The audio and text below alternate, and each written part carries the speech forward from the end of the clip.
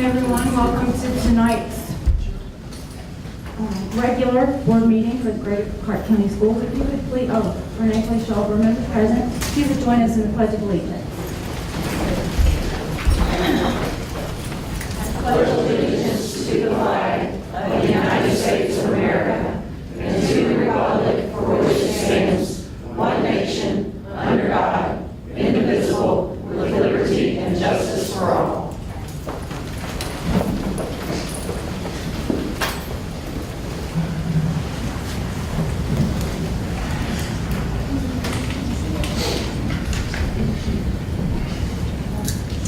So we begin tonight with board salutes. Don't have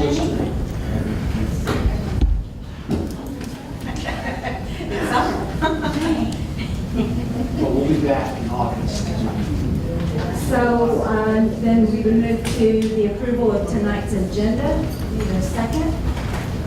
I'll make a motion. So moved. Thank you, Teresa. And a second, please. Second. Thank you, Mark. Any questions?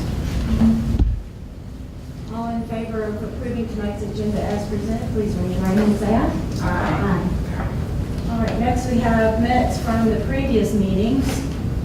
If I could get a motion. Motion to approve.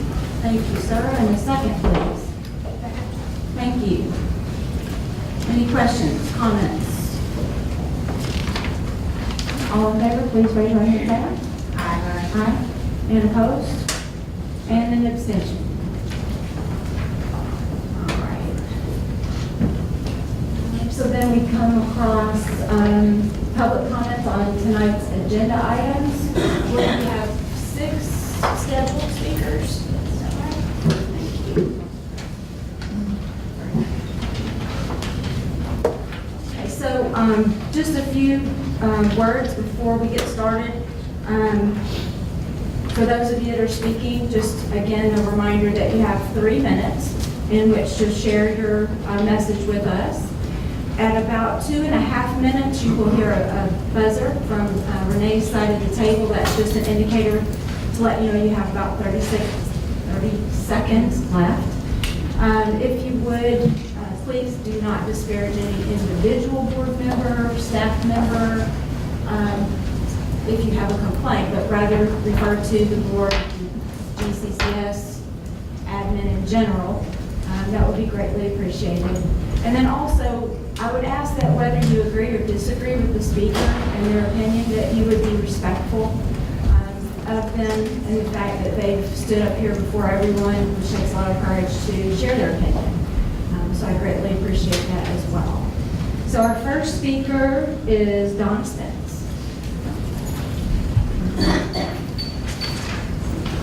And also I'm Donna Spence. I live at 531 East Maple Street. Name and address, thank you. I've been here to drill. Yes, ma'am. We had some great speakers at the last board meeting. A lot of facts were presented and a lot of passion was expressed. Deborah Henderson's presentation of the state school report card was revealing. Spring Hill and Maple Elementary schools are above the state average. North Haven and Bridge Point are below average. City Council person Dustin White made an excellent point on the marketing of a smaller community school with an excellent performance rating above state averages.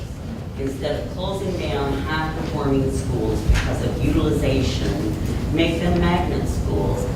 Parents would love to be able to send their children to a school that is a high-performing educator. Closing these schools would strangle both these communities, displacing and disempowering our children who are currently afforded an excellent education within their communities and within walking distance. It would also see property values go down because there is no neighborhood school. It has been promised that a new school would be built in the downtown area to replace these 2 schools, but any new school building would bring a remonstrance, petition, or even a referendum for property taxpayers to approve additional taxes for said building. You just received $22 million to improve what you stated was for safety concerns reasons at North Haven and Bridgepoint. You failed to tell us anything about additional school groups in that project. ostensibly to house students from Spring Hill and Maple. Now we are asked to believe you can build a brand new state-of-the-art school for $15 million. These two buildings can be upgraded for a lot less than that, and the school can remain open to the neighborhood children. I am at a loss to understand why school buildings that are structurally sound and are excelling academically are being slated for closure, only to send those children off to other schools that are not as high performing. What happens to North Haven and Bridgepoint when you overwhelm them with students from Spring Hill and Maple? Academics will surely suffer. The displaced children will certainly feel a loss of identity and a sense of ownership. Extracurricular activities will be beyond their ability to access due to transportation issues, and neighborhoods will have been gutted. Will North Haven and Bridgepoint then be determined failing and also in need of closure? What of the talk about closing New Washington School and transporting those children to Charlestown? What of the talk about closing Thomas Jefferson and building a new Wilson to house students from both schools? I cannot help but feel you are painting us into a corner, one neighborhood at a time. With this school closing or that school closing, disenfranchising children and negatively impacting neighborhoods throughout the GCCS. Dr. Millen has on numerous occasions stated his vision of a new, larger school being built to the north and east of downtown. Why not focus on that project, developing that vision, and informing the public exactly what is intended and needed, and asking for our support in realizing this vision? You simply cannot expect taxpayers to continue to pony up additional taxes in an unceasing appetite for more money while wreaking havoc with our property values and our neighborhoods.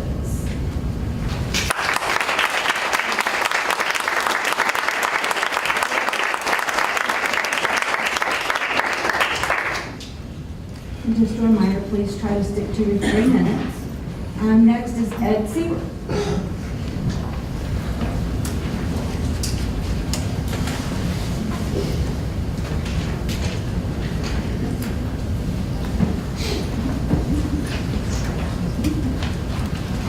What is best for the kids? Honorable board members and Dr. Mellon. My name is Ed Seward. I'm a Maple parent and Maple PTO president. I hope you received the email that Deb Henderson I sent you last week regarding the transition plan to close Maple and Spring Hill. I truly respect your difficult position on the board and the very problematic decision you must make when considering closing Maple and Spring Hill. I hope you will choose not to. Tonight I want to provide you with some of the research about school size. Listening to Dr. Mellon's speech last week, he talked about comprehensive schools of 650 students plus. Hope you'll consider what is best for the kids. When deciding if you want to close schools of excellence, send kids to larger 650 student schools. Exhibit 1 that I provided you with is a research study, a research brief, the significance of elementary school size literature review. Findings. On average, research indicate that an effective size for an elementary school is in the range of 300 to 400 students. The effects of small schools on the academic achievement of ethnic minority students and students from low-income families are especially positive. In other words, large schools have a more negative impact on minority and low-income students than on students in general. Please keep in mind that Spring Hill and Maple has a high propensity for low-income and ethnic minority students. Exhibit number 2 is the American Educational Research Journal. School size in Chicago elementary schools. Effects on teachers' attitudes and student achievement. In small schools, teachers have a more positive attitude about their responsibility for students learning, and students learn more. Even after taking size into account, learning is also higher in schools with higher levels of collective responsibility. Thus, we conclude that school size influences student achievement directly and indirectly through its effects on teacher attitudes. I hope you will take these studies into account when deciding the future of our children.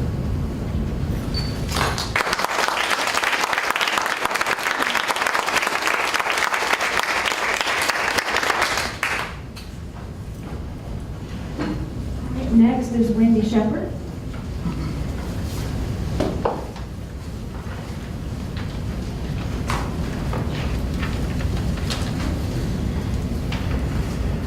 I'm Wendy Shepherd. I live at 1425 Rose Avenue in Jeffersonville. The Constitution of the United States and the Bill of Rights in part provide all people with rights, liberties, and due process protections. Students are also guaranteed the right to an equal education. I am here to ask you to table the vote tonight on the following areas. A subpar education. Maple Elementary is a B school.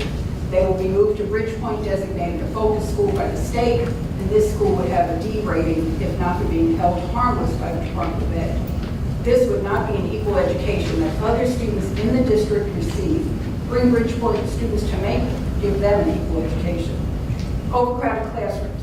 What time frame is needed to renovate North Haven and Bridgepoint? What number of students will be in each classroom? What's the cost? Why not renovate Maple? You can build on the empty lot next to Maple you purchased in the early 1960s. Would this be a less expensive choice? Displacement. What number of low-income and minority students will be displaced by these school closures? What will the effect be on them? Parental lack of transportation. The number of parents in both schools that have no viable form of transportation. Transferring their children will cause a hardship that will make parents unable to participate in parent-teacher conferences, unable to volunteer at their child's school, unable to eat lunch with their child, unable to attend school sporting events their child is participating in, and unable to pick a sick child up from school. You owe the students and parents your deliberation and research on each area to assure their rights are not being violated.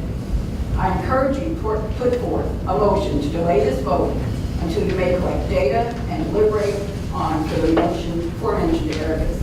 Thus, you will ensure no violations of due process or Title VI of the Civil Rights Act of 1964 are in fact being violated. Do this for the best interest of Maple and Spring Hill students. They deserve that from you. If you move forward and vote to implement this transition plan, I will contact the United States Justice Department and ask them to open an investigation into what I believe are violations of law. You may think they would not take this case. Perhaps. But they have an open investigation into school closings in another state, and I believe they may very well piggyback Greater Clark County Schools with the other case. If they do, they will not only look at Maple and Spring Hill, but they will look at everything within this school district. Doing the right thing doesn't take courage, it takes action. Please act on the welfare of these students, encourage a public hearing so you can hear what parents in the neighborhoods around these four schools are saying. If there is no communication, there is no respect. They are truly feeling disrespected. Understand the conflict you are seeing and hearing is due to the lack of communication.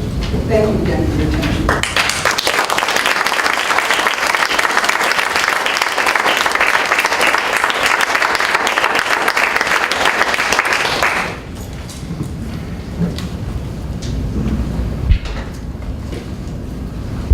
All right, next is Alice Butler.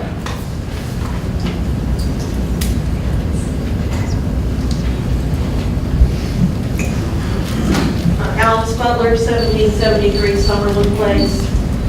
Integrity means being honest in word and in deed.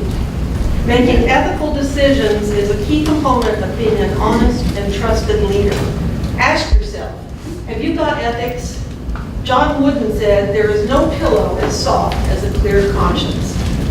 You issued $4.5 million in bonds for 3 radio projects and said that no one project would exceed the $2 million limit. But then you spent over $2.6 million at Jeff High. The radio bonds should have gone through the petition and remonstrance process, but they did not. Was that perhaps against the law?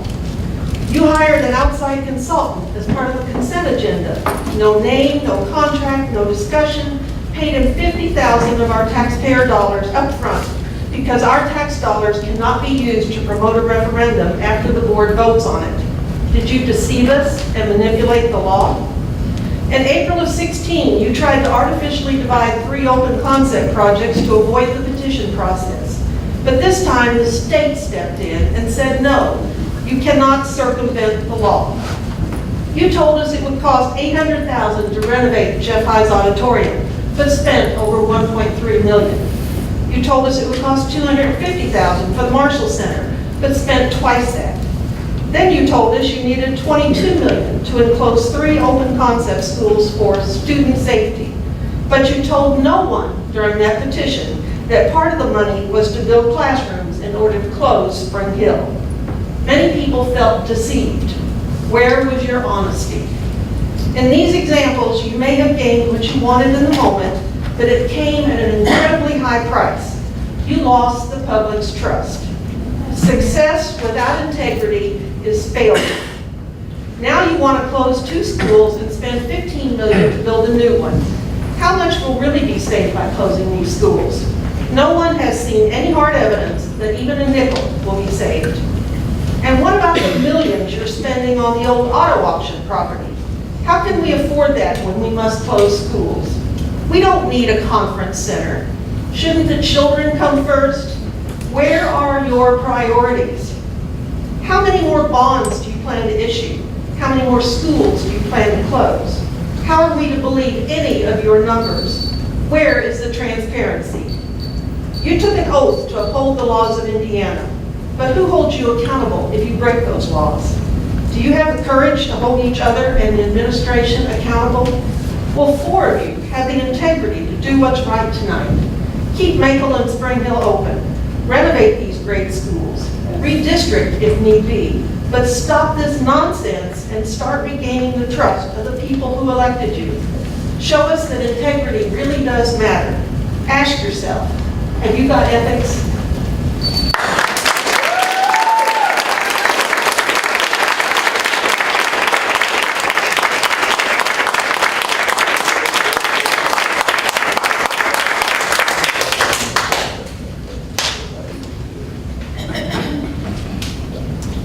Next is Bill Hawkins.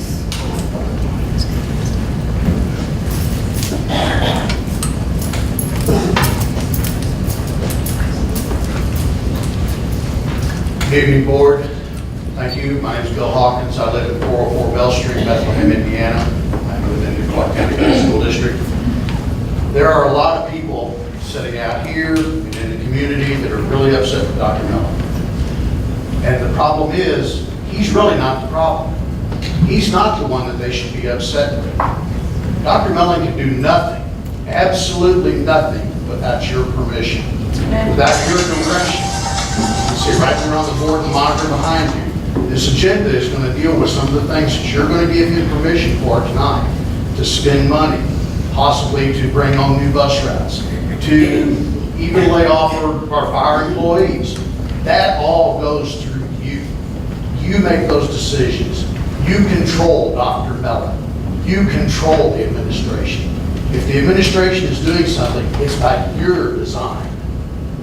I'd like for you to think about that and realize that these voters out here are going to be looking at that in the next election. If you have something that you want to accomplish in this administration, in this vicinity with the school system, you really need to think hard about what the voters are going to do and deal with you whenever it comes time for election. Thank you.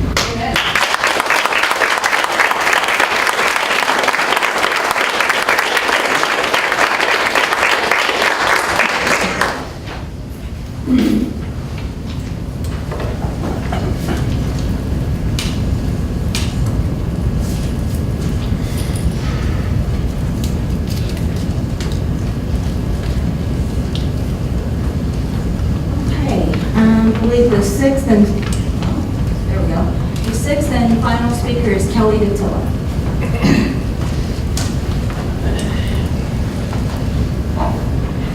Please put on this, sorry. Good evening, Kelly Dattilo, 236 Meigs Avenue.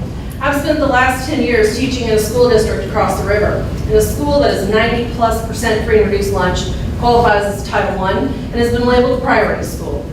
The majority of our students do not live close to school and they're bused from other parts of the county.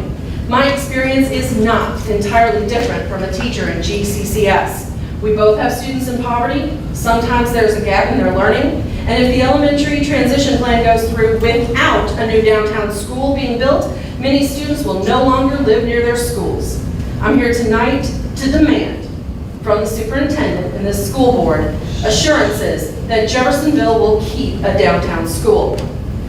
Let me tell you what removing students from their neighborhoods and sending them around the district does to a school, a community, and a student. First, it destroys the life of the school.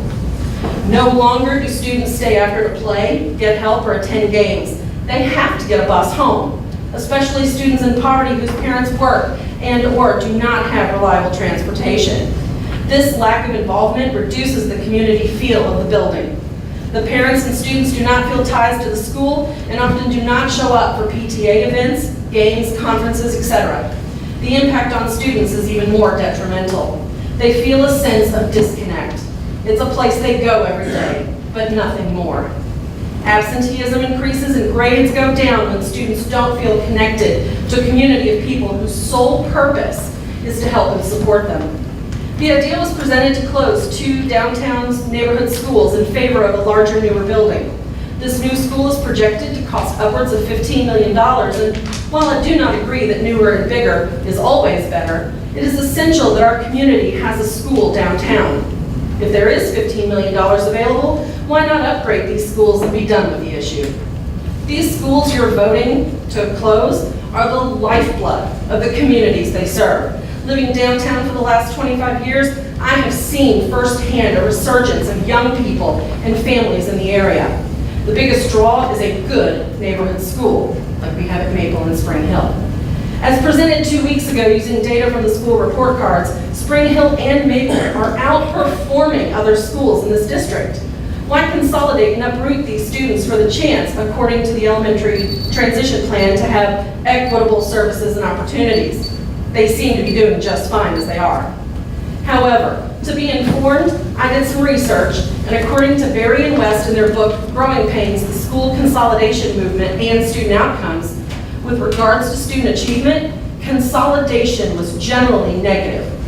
Bottom line, Jeffersonville cannot function without a downtown school. It is time to work to ensure students are kept in downtown with a local school and not bused to other communities. Education is not a business. We should not make decisions based solely on bottom lines and dollar amounts. This is about what is best for our students, our teachers, and our community. Invest in our students in the place they will continue to thrive and grow, their neighborhoods.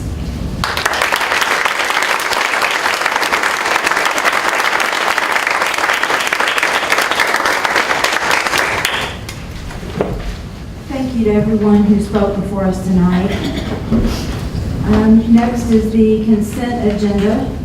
We have items 1 through 5. Need a motion, please? So moved. I need a second, please.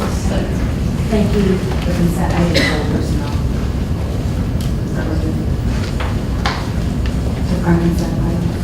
Well, it should have been done at the start of the meeting when we were approving the agenda. My bad. That's okay. I'll just go. All right, I'm sorry, there was a motion and there was a second. Okay, thank you. Questions or comments? Okay, all in favor of approving consent agenda items 1 through 5, please raise your right hand and say aye. Aye. And opposed? All right, so it's 6-1. Next, we have gifts to buildings. Looks like we have Charlestown Middle. The cheerleaders function, we have received $6,780.92. Look again at the PTOs and how much influence they have on this. We just appreciate all parents who participate in that. I will make a motion that we accept the gifts to buildings. Thank you, Mrs. Kraft. Is there a second? Thank you, Bill. Questions? Comments? All in favor of approving gifts to buildings, please raise your right hand and say aye. Aye. 7-0. And the reason why most of you are here, we're going to talk about the Jeffersonville Elementary Transition Plan. Is there a motion? Or do you, I'm sorry, Dr. Malone, do you want to do your presentation first? Yes, this board, as you know, At our June 20th board meeting, I presented a Jeffersonville Elementary transition plan involving Maple Elementary and Spring Hill Elementary. Although we have great students in both buildings, with staff members extremely dedicated to their success, the fact is that both buildings have experienced decreased enrollment over the past decade, which has limited resources and therefore has created inequities in terms of opportunities and services compared to our other elementary schools. As your superintendent, as much as my first priority is the well-being of our students, I am also expected to efficiently manage our district's finances, and there are a couple of significant financial considerations. First of all, because both Maple and Spring Hill have such low enrollments, it takes more dollars per student to operate those two schools compared to our other elementary schools. Secondly, both Maple and Spring Hill will eventually require significant capital improvements if they remain open, which is hard to justify due to the low enrollments in each building. Our executive team's recommendation is a culmination of years of strategizing and developed after numerous other solutions were considered over the past 5 years. One of those options a couple of years ago was to build a new downtown elementary, and we greatly appreciate Mayor Moore's support of that option today. Downtown Jeffersonville is working hard to grow and to develop. And as much as it would be great to be able to justify 2 elementaries, the enrollment just doesn't justify. But the one thing we can do is to build a new downtown elementary, a building that can serve not only the kids that are currently at Maple and Spring Hill, but also serve any other families that want to take advantage of an urban residential opportunity. Greater Clark has made significant progress over the past several years, improving from a C to a B district on the state's accountability model. We have been a C district for many years. We are also recognized by the Indiana Department of Education numerous times this past year as implementing promising practices that are models for the state of Indiana and becoming a 4 next generation learning community, one of 36 in the United States. These things would not be possible without having great students, great staff members, and great community support in all of our buildings.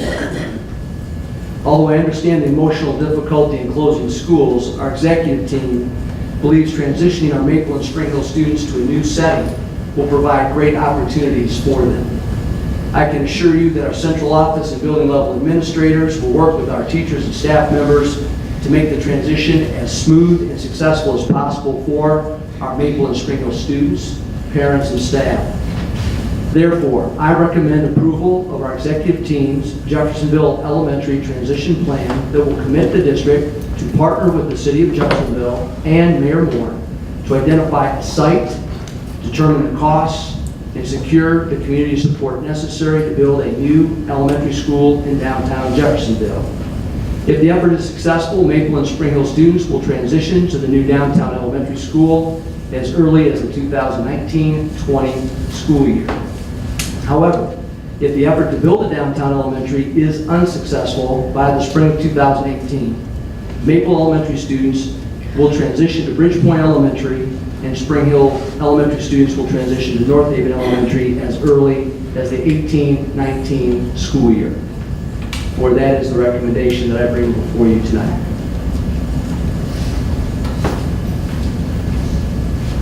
Is there a motion? Thank you, Mrs. Kraft. Is there a second? Thank you, Mr. Forty. Now will be the time for questions or comments regarding the transition plan. Dr. Mallon, in speaking, first off, I want to say that all the phone conversations I really appreciated, had some insight. I also offered some suggestions. Is it possible for, and talking with the president of the on PTO president of Spring Maple, I offered this suggestion for the community to get with you, and I also spoke with you about that. Knowing that there's not a lot of land downtown to be purchased. Anyway, it's possible to have in part of your recommendation that if they could come up with utilizing, looking at Spring Hill or Maple as a downtown school, would that be feasible? Yes, I would tell you that years ago, we looked at that possibility to build a school large enough to accommodate 400 to 500 students. Spring Hill has 200 students, Maple has 230 currently, so we have to build a school large enough to accommodate 400 to 500 students. So the key, whether it's Maple or Spring Hill, to make that work in either location will require more land, would require purchasing of homes. I will tell you that over the next 6 months, we have multiple sites that we will work with the city of Jeffersonville on in terms of trying to determine the best possible location, trying to be respectful of both communities, and trying to find that location that is as equidistant as possible between the two buildings as possible. That would be our first priority, would be to try to find that location somewhere equidistant between Maple and Spring Hill. But to also look at the current Maple site, Spring Hill sites, and know what that would entail, and bring that information back to you as a board. That would be a goal that we would have, maybe as early as January of 2018. It'll take us several months to work on this and to come up with a specific plan, options, costs. But I'd be happy to. I have a couple questions. Do we know the number of students who walk to each of those buildings? I know that there's a large number that walk to both Spring Hill and to Maple. Do we know the number of families who are shut-ins who don't have daily transportation from each of those buildings? I don't. I do know that particularly at Spring Hill, that seems to be even more of a critical concern is making sure that parents have accessibility to the school. And I know that that's a concern in this plan, but the one thing that we said in our transition plan was that we'll make sure that regardless of where that location of that school is, where those students go, that we would make sure that we would provide activity buses for those kids in order to get where they need to go. And because we want to make sure they still have the opportunities that would be important to them. Do you know the number of students who live in the district of Maple and Spring Hill and choose either with the voucher system to go to different schools in the district or different schools outside of Prairie Park? We do, I don't have those numbers at my disposal, but we do have that information. We do know the number of people in our community that choose a voucher as opposed to attending one of our schools. We do have that information. It's not as significant as one might believe, but obviously our concern is wanting to make sure that after spending 5 years in each of those buildings, pretty much every 9 weeks, and knowing those students and knowing those staff members, I want to provide the best opportunities for them that we can possibly provide. And with the schools the size they are, at 200, 230, the resources there are just so limited. So it is our hope that by combining into one school of about 400 to 450 students, that could be an ideal size, provide all the opportunities and services that those students deserve, and still keep in mind, I mean, we're talking about maybe and I understand distance is all relative, but if we can try to keep within a mile of their current locations, that would be what we have. Assuming, I think I heard when this was first talked to closing, that closing both those schools would save the district $1 million a year. So assuming that's $500,000 to run each school a year approximately. Do you know what it would cost to run a new building that's bigger and state-of-the-art each year? One of the things that I can tell you is that in the preliminary information that we ran, closing both Maple and Spring Hill and moving the students to North Haven and Bridgepoint would save approximately $1.2 million a year in operational costs. By closing, my assumption would be by closing both buildings, but building a new downtown elementary, we'd probably cutting that in half on an operational basis. But we'll be happy to get that number to you. And that is a consideration from a budgetary perspective. Our budget general fund is very tight. It's been that way for years. Ever since I've been a superintendent in this state, it's been an issue. And so we need to be as sensitive with the dollars as we possibly can be. And so that is part of the reason why this is important to do this. Okay. And I know that emotion, it is very emotional when schools want to close, but I've been told as a teacher that you can't teach if you don't have a relationship with students, and you can't have a relationship without having emotions, and so I think that school buildings are emotional. My biggest problem with this plan is that the schools will close if there's not a building built, and that feels like, almost, and I know you don't mean it like this at all, but it feels like a threat. Like if we can't come together and make this happen, then we're going to close the schools anyway. I think it would have been better written like this needs to happen. I have trust in my community, like I've asked my board to trust. You just asked us last time, just trust me, board. Trust me on this. And I think if you ask the community to trust you, then if you build that trust, then they would trust. I can't vote if there's an underlying close the schools if it doesn't get built. And I can respect, your position on the matter. I will tell you that, this is something that we take very seriously, and we want what's best for our kids in those neighborhoods, and I understand that it would be best if we could keep those buildings right where they are. But on the other hand, we also have a community that is very sensitive to every dollar that we spend. And so what is the balance? So the balance is you either are not, you need to keep those buildings open, which is increasing expenditures, or are we trying to do something that's trying to be better stewards of the dollar? I just think it's going very quickly. For what it would cost to build a new building, we could maintain those schools for 15 years approximately. By then, we would know more about the growth in downtown Jefferson.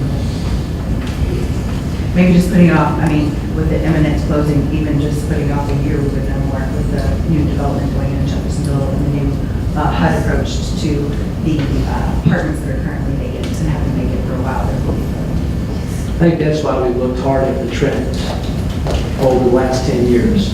And we see what the trend lines are. We also looked at the demographic studies. The city of Jeffersonville conducted a demographic study as well. We took a look at that. We do see the possibility of some apartments and condominiums coming into the downtown. We've looked at the numbers. We looked at what's possible in terms of the number of potential students. We've looked at the studies. There is nothing that indicates that there will be enough growth in either Spring Hill or Maple to get to 350 to 500 students over the next 5 or 10 years. So we can keep putting it off. And board, you ultimately have to make the call. I'm hired to make the recommendations. And this is something that I do sleep well at night because I've thought long and hard about this issue. It's been 24/7, 365. And for 5 years, we've contemplated this, we've studied it, we've looked at all the options. We can keep pushing it down the road, and part of being a leader is sometimes you have to make hard calls and hard decisions. And this is one of those times. And I will respect whatever decision you as a board choose to make. But I will believe fully in this recommendation. I believe it is what's best, and that I would not bring it to you if I didn't think that. I too am a downtown resident. I've lived there 41 years, and I'm the neighbor of many of you in this room. And I'm also a 40-year educator. I've worked with students from lots of different backgrounds. I've participated in closing schools and opening schools. It's not an easy decision, but I will not apologize for wanting a better school for these students. And I hope that those of you that have this passion that you've presented tonight and this love for our kids will help us get that new school in downtown Jeff. It's very important for us and for our kids. My property values, I'm not really worried about that because I think Jeffersonville, what's happening in downtown Jeffersonville is going to happen. And it's exciting. I love it. I love living in downtown Jeff. I love having neighbors like you that have this passion and this concern. And I know there's not much trust right now, but I believe with all my heart that it's the best thing to do for these kids and the parents, to build them a brand-new state-of-the-art elementary school in Winchester. What I was going to say is, when they built the administration building, they were seeing things moving in this direction. The problem that I have is that sometimes we get on this emotional train. In 1984, as principal of the alternative school, I think Nancy was on the board, they closed, but we transitioned. And that was my concern, that the kids would be able to graduate, juniors and seniors, and we wouldn't take any more children. Now, I have to say this, when that school with 200 kids, there was 250 parents and grandparents came out in support. It's not about numbers, it's about a vision. And the vision that I have been given, and the knowledge that I know about finances, it's tough for Tom to be moving money around. I mean, we have lost income from different districts. Only thing that's going up is assessment, city and county taxes. School taxes are not going up. So I can say that when the first initiative about $300 billion, I voted against that because that was in the primary. And as we know, there's not a lot of people go out to vote in the primary. So that 74% doesn't mean anything. I voted against that. But now when we start looking at what we can do for kids, it's very important to get off the emotional train. There was a great-grandmother that called me today, and she sort of swayed me. Is she here tonight? I didn't get her name, but we had a 1-hour conversation. And she said, Mr. Clayton, I'll tell you this, it's an emotional ride. But we really need to do what's best for kids. I went to Maple. My daughter went to Maple. Grandkids went to Maple, and then we've got another great-grandchild. We hope we go to Maple, but we know that is a tough decision. So closing school, I've been there. They closed my elementary school, East Lawn, Ewing Lane. But you know what happened? I was employed then. 30 days after, everybody was so happy. If we have a downtown school, it's not going to be called Maple or Spring Hill. It's going to have a name that you put together. If we kept Spring Hill, or we kept Maple and we added on, if it's possible, it's not going to be Maple, it's not going to be Spring Hill, people are going to come together and put a name on that school. So, it's been tough. These decisions are not easy. And I can only say is that for 41 years, my concern was students. And, you know, the great-grandmother actually persuaded me before I got here tonight. So you may not like my decision, but I've always worked for the good of the children as the principal, as the director of student services, and also as transportation. We sent buses across Spring Street so kids wouldn't get hit because the police department could not be there every day. We said nobody goes across 10th Street. So yes, we did, but we were getting funds at that time. But when they cut the funds, you have to think different. Now I would say that in a general election, people would vote to fund and do something right. That each generation has to take care of the next generation. So that's all I'm going to say. I call for the vote.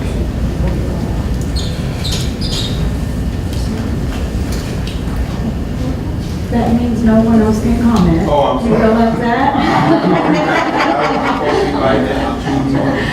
All right, just want to be sure you understood. All right, thank you, sir. Any other board members? Well, Dr. Clayton, I really appreciate your comments because they hit home.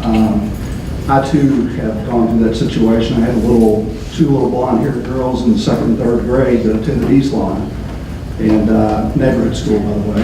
And I was probably one of you all in the crowd before they closed that school down, because it just didn't seem like the right thing to do for me either. However, once that decision was made and those kids went to Ewing Lane, now Bridgepoint, we took them down there the first day, and guess who was there waiting for them as they come in? Gil Newton, the president, or the principal at East Lawn.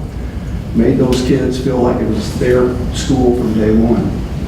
So I know this is tough. I don't take this lightly. I've been through this. But again, back to your comments, I absolutely think it's the right thing to do. I think we owe it to those kids downtown to get them a school downtown. And if we don't get it, it's not going to be from lack of trying. And Mr. Tillo, we had a very good conversation this afternoon. I appreciate your comments. I do want to say, I see in the write-up here, you would ask a very good question about in the event this passes and in the event we build a new school. Well, it looks like that's not going to happen until the 2019-2020 season. So there would not be a transition of kids from, Maple to some other school and then back to the new school. So I didn't know that answer when you called me earlier, but it's in the write-up. So anyway, thank you. Mrs. Kraft, would you like to comment, ma'am? The only thing I have to say is, I guess we all have the same problem. I promised that I wouldn't talk about this, but they're helping my high school in Annapolis, and I'm not up there yelling about it, but anyway, it's kind of sad. And also my elementary school is now condominiums, and so David Letterman and I are going to have to be sad about my high school closing, but that's the way it goes. I want to do what's best, and I think it's best.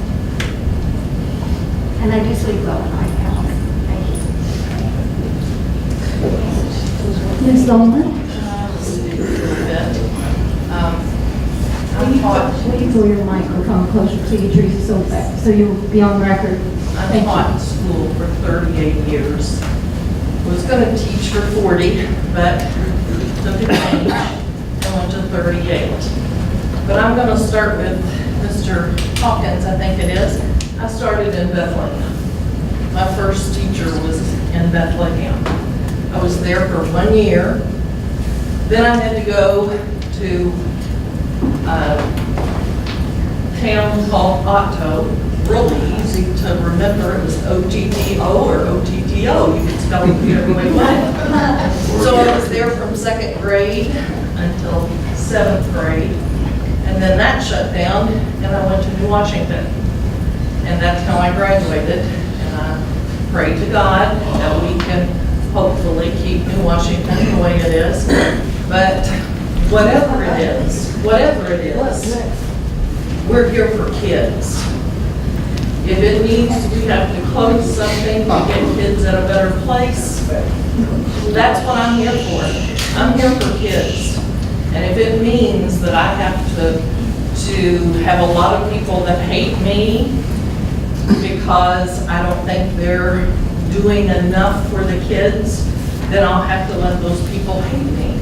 Because my life as a teacher, as a mother, as a husband, as a granddaughter, I'm for kids.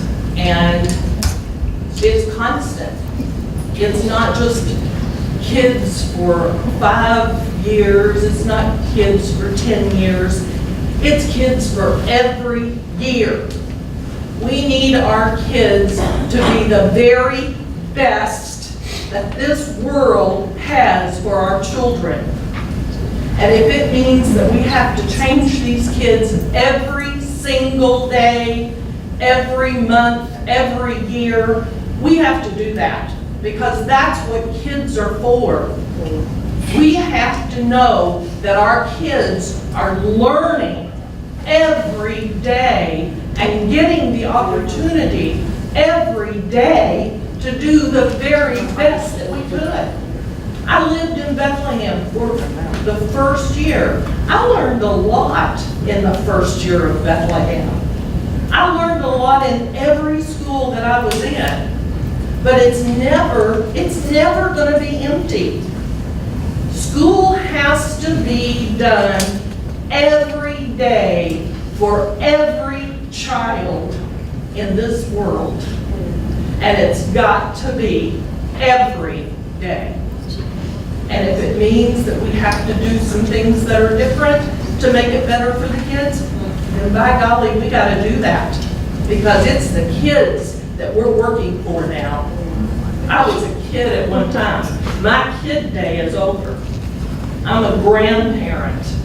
I want my grandkids to be the best. I want my kids in Washington, kids in Maple, kids at Spring Hill, the very best. And if we're not going to do that, then we're doing something wrong. Madam President, Dr. Mellon, is it possible to add to your recommendation that you get with the Spring Hill and Maple community to see if it's viable to save one of the schools? I think what earlier you'd asked if you could look at the possible options or viability of bringing people together, and we can definitely look at that as part of it. You know, there's not been a final site determined. Right. So that's what's going to take place over the next several months is what are those options of the sites? What will the design of that building be? What will the cost of that building be? So I can tell you that right now, sitting here, the bus depot is an area that we own that is probably not large enough in and of itself for a school, so we would need help or assistance. Our Gordon Porter property is another site that we own a lot of that area, but that's not enough necessarily. We do have a potential opportunity to help maybe connect to Nahan Fieldhouse and to help save the Nahan Fieldhouse with this project. Perhaps that's worth looking at, and there may be other options to consider. So whether Maple or Spring Hill, but the concerns I've always heard in the past from our communities, to be quite honest, was that it was a struggle for one community, for one neighborhood, to go to the other neighborhood. And it went both ways. So not to say we won't look at it, well, we will. I'll be happy to consider that as options. Any other before I weigh in?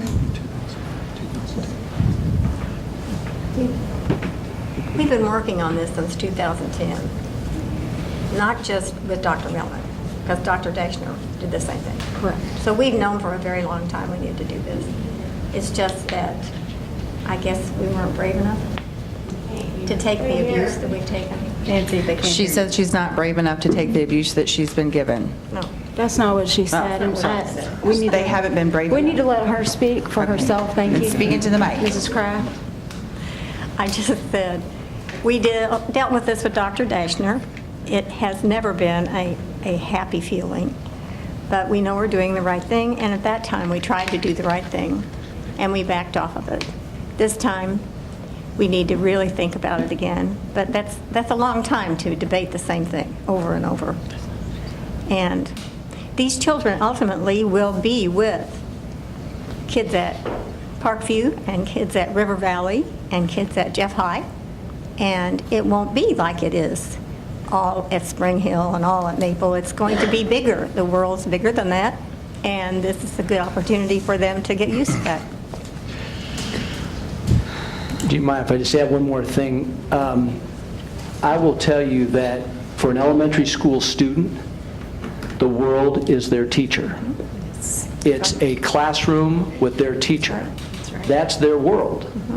And so one of the issues, whether the students transition to a downtown elementary, which is our preference, or they transition to other elementaries, either way, the goal is for those students in the staff members, those teachers, to go with them, wherever they're going to go, because those kids, their world in those elementary schools are their teachers. They're not the bricks. They're not the ceiling tiles. They're not, that's the important thing. The teachers are everything to these kids.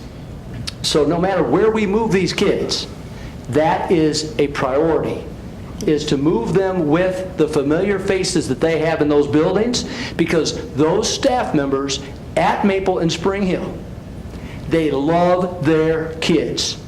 They love them. They are parents in place of parents at school. I've seen it, and I don't want that to be negatively impacted. I want to minimize that as much as possible. And how we do that is we move the staff to the greatest extent possible with those kids, because that's what the kids know.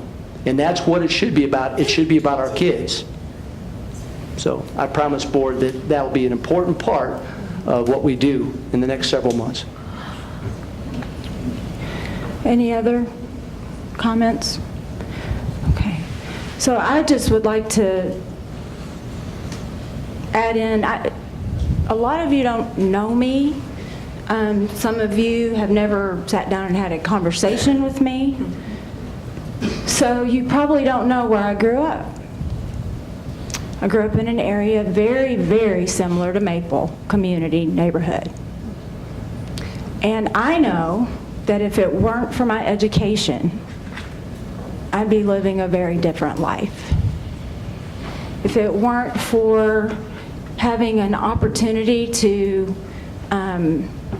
mix and mingle with other people outside of my neighborhood and learn that there are other opportunities and other things, and educate how important education is, I'd be a very different person and I would have a very different life. I also know that for children living in oppressed neighborhoods, the only chance they have at a different life is their education.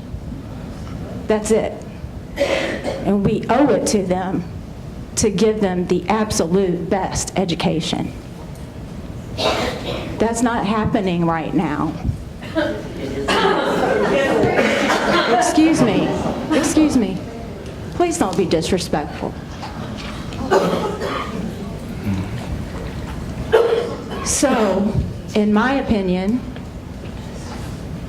a brand new state-of-the-art downtown elementary for those children would be an amazing gift. And some of you also don't know, on the back of our name tag is this little thing right here. We look at it every day, every time we have a board meeting. Does this decision help kids? That's what stays in the forefront of my mind with every decision I make. And so with that, then I will call for the vote. All in favor of approving the superintendent's transition plan for the downtown Jeffersonville schools, please raise your right hand and say aye. Aye. Aye. And opposed? All right, it passes 6-1.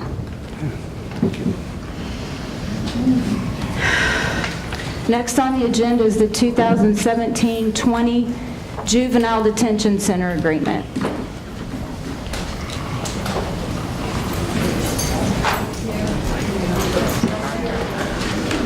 That's Ann? I'm here. Okay. If you want to hold on for just 1 second, Ann, we'll give these folks a second to transition out.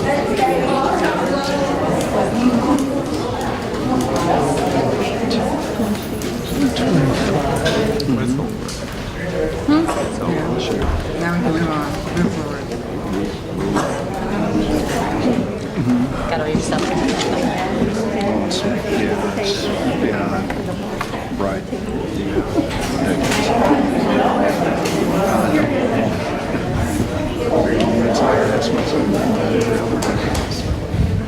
Not one of those people in that crowd called me or sent me a note. Not one. We're down to nobody now. So, yes. They have no.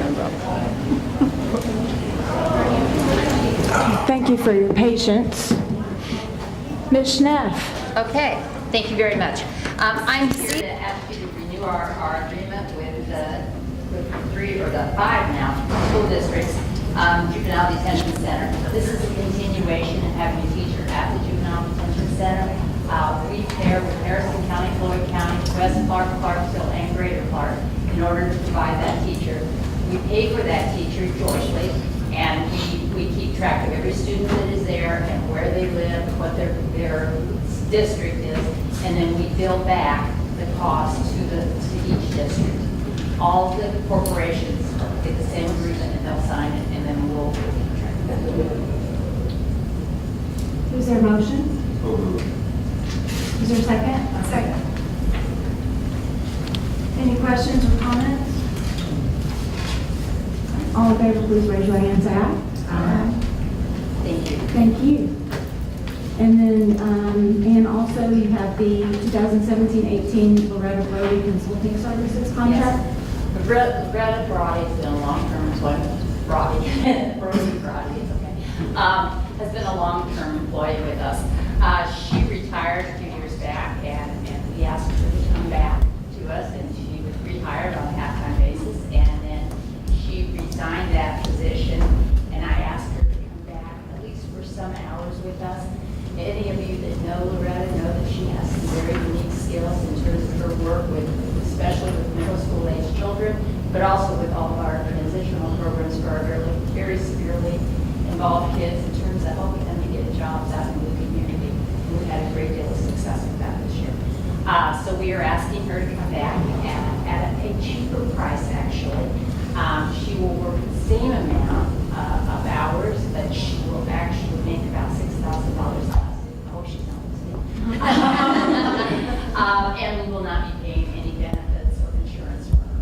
It's actually a pretty substantial savings for us, and still get to utilize someone who has amazing skills. Is there a motion? So moved. Thank you, Mark. Is there a second? Second. Thank you, Mark. Questions? Comments? All in favor, please raise your hand and say aye. Next one. And then John Trooper.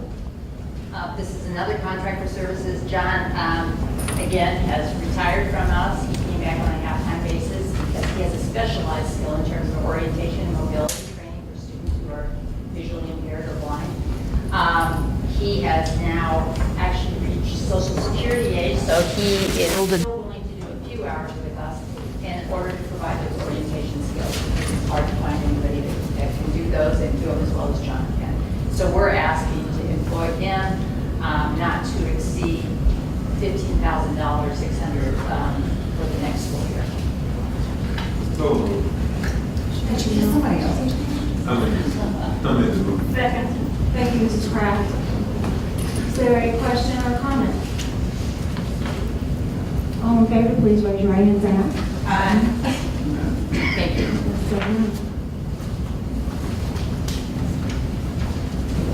Without calling out anyone individually, I'd like to remind our board that our administrators deserve our full attention when they're before us speaking to us. So if we could please respectfully give that to them, that would be much appreciated.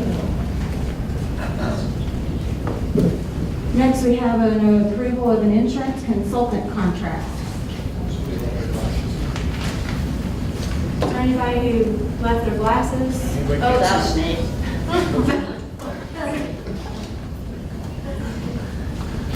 They don't look good.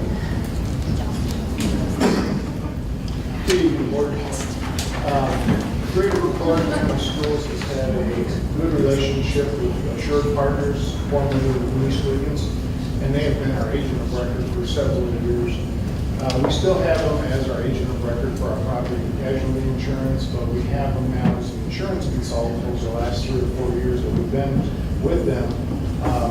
They charge us $22,500 a year for as many meetings as we need to have, as much background information, analysis, and things of that nature.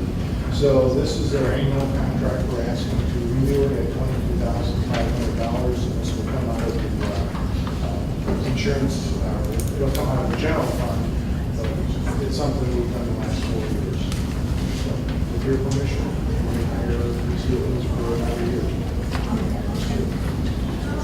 Mrs. Kraft, is there a second? Second. Thank you, Teresa. I have a question. Questions? We saving any money using it? It's really identifying a lot of things that we need to look into. Okay. And you said that as a flat fee, like for admin services? Same fee as last year? Okay. Well, no, it's really 2,500 less because they didn't put in the metric analysis that they did last year. So we tried it 1 year, we wanted to see what it's like. So we're back down to the original agreement, which was 2,500. Any other questions? All right, all in favor, please raise your hand. Aye. 7-0. Next, we have a YMCA partner agreement. Yes, Dr. Brown and I met with representatives from Y of Greater Louisville now. And one of the things that we're trying to promote is health and well-being among our employees. It kind of falls in line with our wellness policy and our health policy. The YMCA would like to enter into a 5-year agreement. It's not going to cost us anything. It's all dependent on the individual. It would start July 1, 2017 and end on June 30th, 2022. So it's a 5-year agreement. The agreement's been reviewed by April Geltman, our staff attorney. Like I said, there's no cost to the corporation, and our employees will receive the following: 100% off the joining fee. Wow. So there's no joining fee. The income, the rates are based on your income. If you're below $65,000 per year, you get a reduced rate. 1 free week for those employees not members. So what they'll do is 1 time a year, they will establish a week. Say it's July 26th or whatever that week is. Everybody that's a Greater Clark County employee can just show their badge and go free for that week, and then you can decide if you want to join. They have 1 free wellness workshop. You can participate in the internal annual health fair. Employees will be responsible for the monthly charge to be a member, so you set it up like through your credit card or however you do it. What the YMCA is requesting during these 5 years is that they promote on-site marketing and registration and promote membership and program specials at least twice a year. We thought this was a great thing for our employees to do. Dr. Mellon and I discussed it, and so we're bringing it to you for approval. Is there a motion? So moved. Thank you. Is there a second? A second. Thank you. Questions, comments? So it's YMCA of Greater Louisville. Are they in partnership with Southern Indiana? Yeah, it's all Okay. together. Okay, that's what I make sure. All right, awesome. They merged about 3 years ago, I think. The Y has great programs for kids, and in the summer and during the school year, and I think this is an incredible partnership. Thank you for working that out. Can board members participate? You're an employee. I'm already a member, but Bless you. sorry. One more, you go home. Any other comments or questions? All in favor, please raise your right hand and say aye. Aye. Aye. So that's 7-0. Next, we have athletic training service agreement for New Washington High School. And we have a new.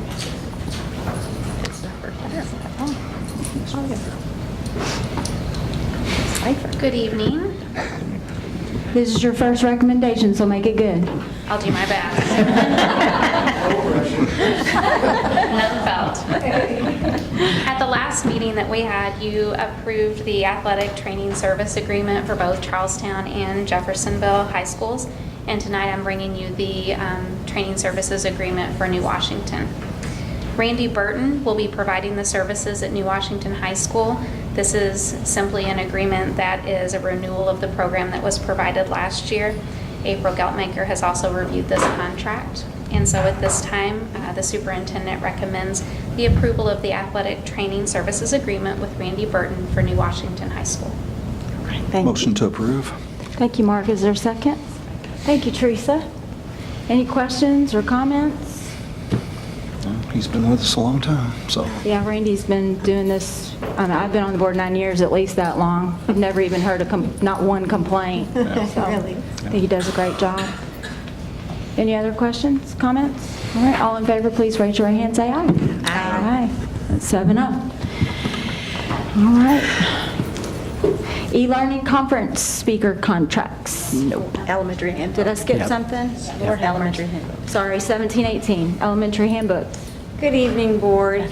Each year, our athletic committee meets together. It's composed of several administrators, our athletic coordinator for elementary, who is Lori Gavin, and Jeff Farmer, Ryan Bixler sit on that committee with myself.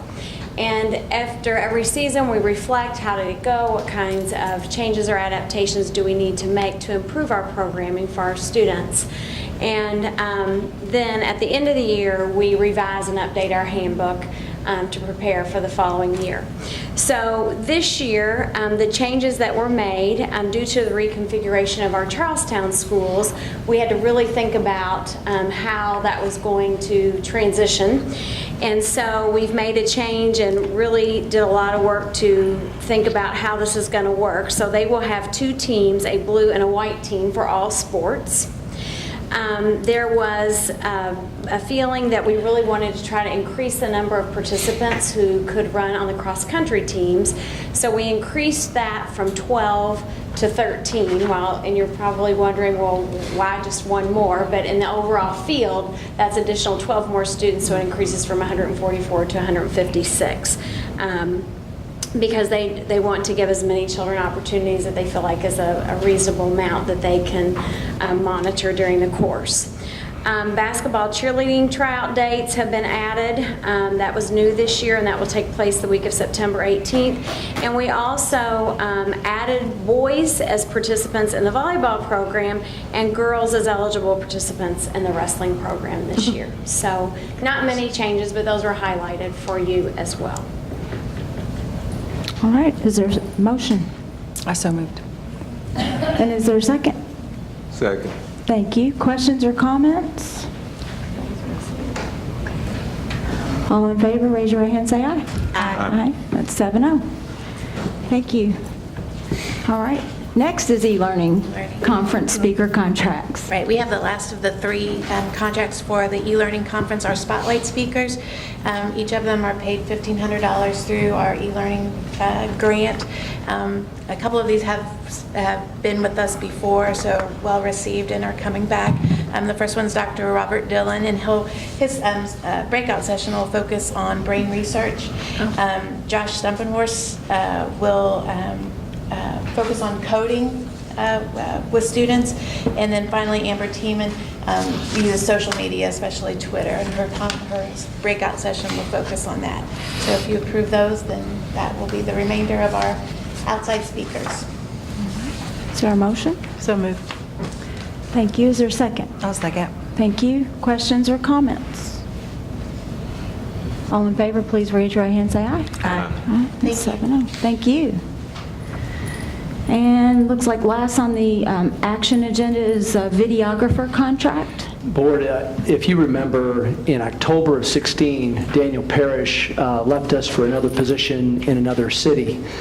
And because producing videos is a very expensive proposition, we entered into an agreement with him from January through the end of last school year for him to produce videos for us.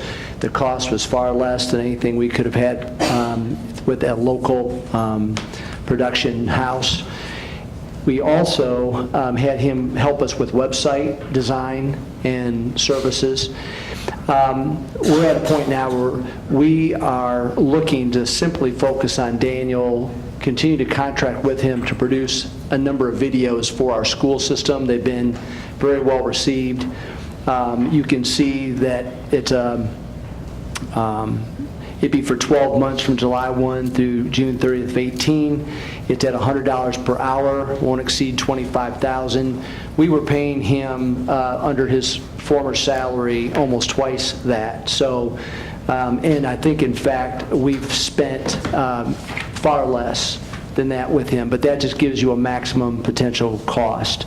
But it's very important that he continue to do the work with everything that we're doing in our district to promote all the good things that are happening. And so it'd be my recommendation to approve the videographer contract for the 17-18 school year. All right. Is there a motion? I'll motion. Thank you. Thank you. Questions or comments?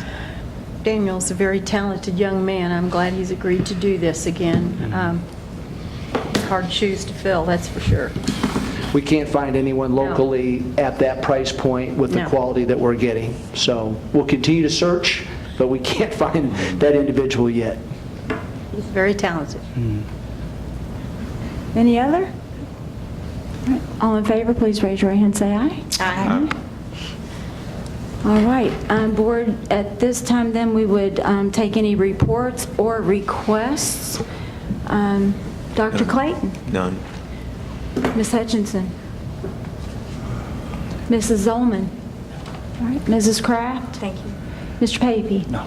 No, Ms. thank you. Perkins? Okay, the only thing I have, I just wanted to let you all know, because of, okay, so my Region 10 director position on the ISBA board is up for renewal. I have served 4 years, I'm eligible for another 3. However, I have declined to put my application in for a new term because my class schedule, my practicum schedule just doesn't allow me the time to represent the region effectively, and I don't feel like that's fair to my fellow board members across our region. So I am not renewing my application. So I just wanted to let you all know that before you hear it. At the conference in September then, there will be a, Mark, help me out here, the big group, the conglomerate of board members who get together and vote on. Yeah, it's the, Steering committee or you have one person from each district that Right. represent that votes, and the names. Anyway, they vote to approve the recommendations. Nominating committee, maybe? Well, the No. nominating committee makes the recommendation, committee, and then the big advisory conglomeration committee, votes to approve. So anyway, you'll be hearing who that new person will be at the September conference. So I just wanted to let you all know that. I'll call you about midnight when I remember. Yeah, right. It will come to you. As many times as you and I've been on that, you'd think we'd remember it. We do not have any public comments on non-agenda items, so with that then, we're at board comments, closing comments for the meeting. Dr. Clayton? I would like to say this. I am very impressed with the parents of Maple. I think they handled the situation very well. Nobody was ever rude, and that means a lot. You know, it's a tough decision, but I respect those parents that spoke to me over an hour, and I could accept everything that they were saying. So, but I did appreciate that. Ms. Hutchinson? I was told today by someone whom I respect very much, that I don't want to be that board member that always votes no, but I am just the messenger of my constituents. I had several phone calls, emails and things, and now that it has been voted through, I will support the new building, and I know that everybody on here will be working hard to make sure that that happens. All right, Ms. Zolman? Well, the first thing I want to say is I want to thank a lot of people that are here. I've had about 3 weeks, and I finally found out what was wrong with me. I just was notified that I have had my first stroke. It's a very small one, but these people right here and those people over there have been wonderful to me, and I want to thank you. We're glad you're here, Teresa. We're very glad you're here. Yes. Mrs. Kraft? Yes, did you think I had something to say? I figured you would. Imagine that. Okay. Let me just say I'm really proud to be part of this school corporation. We have people here who work tirelessly, and I'm amazed at the spirit that they maintain, and I appreciate that. And I find that in our teaching staff, and just a few little statistics that I guess you've heard them before, except nobody really pushes it. And so then it's the Irish grandmother who comes and pushes it. So we have 10,544 kids that we are trying to do the very best job we know for those kids. We received $7,833 in scholarships just this year. 7 million. Okay. And the part I like best, we have 35 nationalities of children that go to the school corporation. 35 different nations are represented in Greater Clark. That's the world, people. That's the world. That's the world we live in, and that's the world these children are getting used to and becoming tolerant of each other. Hopefully, they'll be peaceful and they'll look at each other differently. And I really am excited to be a part of that. That's very special to me. I just wanted to say that. Thank you for listening. Mr. Pavey? Nothing tonight, thanks. Ms. Perkins? Yes, just a quick comment. We went through a very emotional vote tonight, and I appreciate all the comments. I truly do. But the one thing that, to borrow something my friend here always says, the one thing that gives me heartburn about it all, the one biggest thing, is the conversation about good schools and bad schools. Maple's a good school, Spring Hill's a good school because it's got that grade by it. But you know what, North Haven, Well, Miss Morris is sitting here, principal of that school, and I can guarantee you that North Haven is an excellent school. It's like a little United Nations, and if you haven't been there, please visit. Thank you.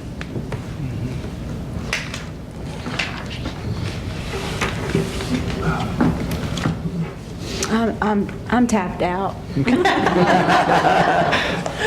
Well, can I just say? Turn it over to you, Dr. I also, not only Mrs. Morris at North Haven, I think that's the most challenging thing, and we have Miss Elnor from Maple is in the back there too. So I think the thing that people need to keep in mind is we have 1,400 plus employees. We have people that love our kids. They come to work every day. They get up out of bed. They come to work every day because they love our kids. And I think what's important is I know how difficult this decision was, but every school that we have, every staff member that we have loves our kids. That's right. We're going to make sure our kids are taken care of. I will promise you that. And even though we understand it goes against what some people want, we always have in our heart, in our mind, what ultimately is going to put our kids in the best position to succeed. And no matter where they go to school, whether they merge into one downtown, whatever happens, there's a lot more growth coming our way. There's another development going to occur in Jeffersonville that will have 400 plus homes within the next 10 years. There's a lot more growth. There is going to be a lot more need for looking at our facilities. So these are hard calls and hard decisions, but I will promise you, and board, I've been here 5 years. I will promise you that everything that we do is to do what we can to make sure our kids have the best opportunities possible to succeed, and that our communities become so attractive that people want to choose to move here in a Greater Clark. So I promise you that that will happen. And if we're going to move forward on this with the new downtown elementary, regardless of where everyone stood beforehand, we want a downtown elementary. Everyone needs to jump in and support that to make it a reality. That's what we all need to do now, everybody. So I'm hoping that, and I promise that I'll give you 100% effort in that regard. So thank you. Is there a motion to adjourn? Thank you, Ms. Zolman. Is there a second?